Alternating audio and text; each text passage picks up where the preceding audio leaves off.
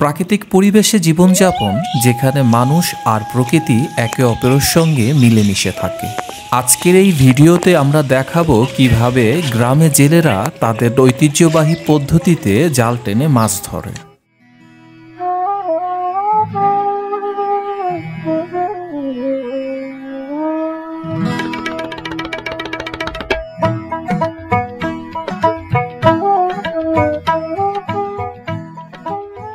এইখানে আমরা দেখতে পাচ্ছি একদল জেলে জালটি পানির মধ্যে ছড়িয়ে দিয়ে সেটিকে টেনে আনার কাজ শুরু করেছে।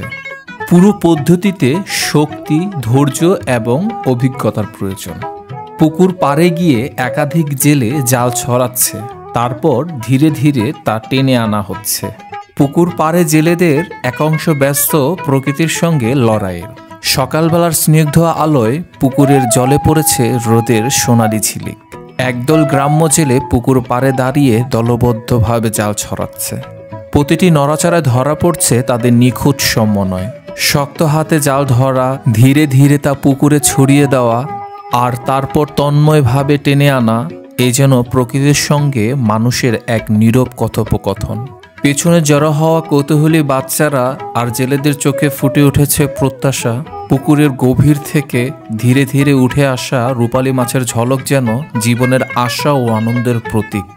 এই দৃশ্য শুধু জীবিকার নয়, গ্রামীণ ঐক্য, প্রকৃতি ও পরিশ্রমের অনন্য এক মেলবন্ধন। জেলেদের টানাটানিতে জাল ধীরে ধীরে উঠে আসছে।